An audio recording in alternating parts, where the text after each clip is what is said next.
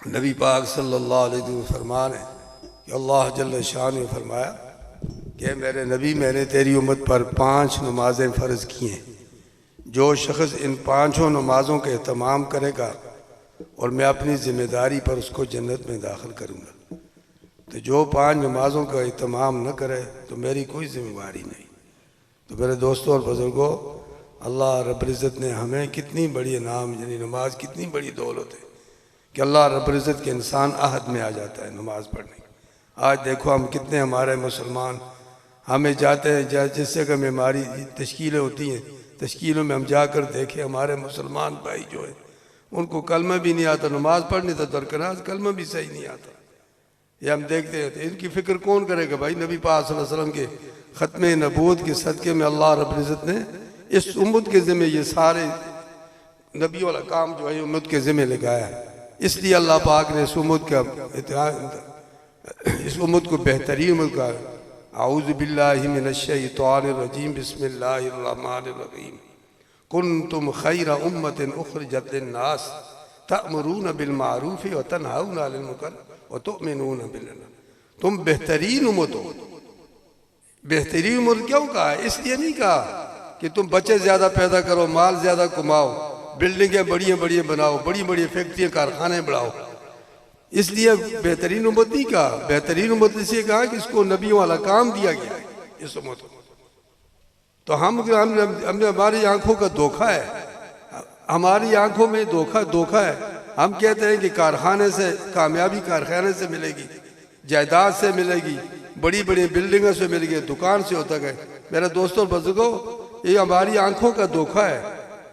जो कुछ भी हो रहा है अल्लाह की ज़ात से हो रहा है, अल्लाह की ज़ात से हो रहा है। खेती में नफ़ा होगा तो अल्लाह की चाहत से होगा। हदीस कुदसी है, अल्लाह करीम फरमाते हैं, मेरे बंदे एक तेरी चाहत है, एक मेरी चाहत है, एक तेरी चाहत है, एक मेरी चाहत है, होगा वही जो मेरी चाहत है। हवाले कर दे तू उसमें जो मेरी चाहत है तो दूंगा मैं तुझको जो तेरी चाहत है। अगर तूने मुखालिफत की उसमें जो मेरी चाहत है तो ठिका दूंगा मैं इसमें तुझको जो तेरी चाहत है। तो फिर भी वही होगा जो मेरी चाहत है। भाई होगा वही जो अल्लाह चाहेंगे। अल्लाह के हुक्म के देखो, अल्लाह रब्बुल इज़्ज़त किसी के मुताल्ला पाक ने 7 ज़मीनों और 7 आसमानों को बनाया, अपनी कुदरत से बनाया। अल्लाह पाक ने अपनी कुदरत से बनाया। तो जो काम भी अल्लाह पाक करते हैं अपनी कुदरत से करते हैं। हमें पैदा किया अल्लाह पाक ने अपनी। अल्लाह करीम, अल्लाह रब्बुल इज़्ज़त ने कुरान पाक में अल्लाह करीम खुद फरमाते हैं, ए मेरे बंदे, जो आऊज़ु बिल्लाहि मिनश्शैतानिर रजीम। देखो ईमान इतनी बड़ी दौलत है मेरे दोस्तों और बुजुर्गों।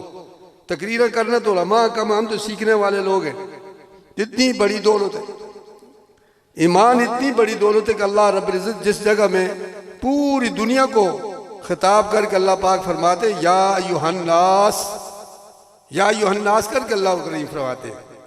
लेकिन ईमान वाला, ईमान इतनी बड़ी दौलत है कि अल्लाह रब्बुल इज़्ज़त ईमान वालों को जब पुकारते हैं तो अल्लाह रब्बुल इज़्ज़त फरमाते हैं औज़ु बिल्लाहि मिनश्शैतानिर रजीम बिस्मिल्लाह या अय्युहल्लज़ीना आमनू, ए ईमान वालों, क़ू अनफुसकुम, बचा लो अपने नफ्सों को, व अहलीकुम, और अपने अहल के नफ्सों को। किस चीज़ से बचाओ? नारा, आग से बचाओ, आग से बचाओ। भाई इसको इसलिए इस उम्मत के ज़िम्मे बहुत बड़ा। देखो पहला अंबिया अलैहिस्सलाम आए थे, जितने भी नबी दुनिया में आए 1,24,000 कम बेच, जितने भी अंबिया दुनिया में आए सब ने आकर यही कहा कि पढ़ो भाई, लोगों के दिलों पर ये मेहनत की, पढ़ो भाई ला इलाहा इल्लल्लाह। जिन्होंने नबी की बात को माना तो वो कामयाब हो गए, दुनिया में भी कामयाब हो गए, क़यामत हमेशा हमेशा के लिए कामयाब हो गए। तो आखिर में फिर हमारे नबी पाक सल्लल्लाहु अलैहि वसल्लम आए। उन नबियों का काम था पहले दावत देना, लेकिन नबी पाक सल्लल्लाहु अलैहि वसल्लम आखिरी नबी है। हमारा ये ईमान है और यकीन है।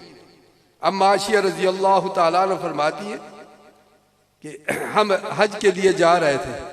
अम्मा आशिया रज़ी अल्लाह तआला अन्हा फरमा रही है कि हम हज के लिए जा रहे थे, पैदल, उस वक्त लोग पैदल हज करते थे। तो फरमाती है कि जिस वक्त हम हज के लिए गए तो एक मकाम है, तो वहाँ मकाम पर लोग जो हज के लिए पैदल जाते थे वहाँ बकाल राबिया बस्ती है, उस बस्ती में लोग रात को क़याम करते थे।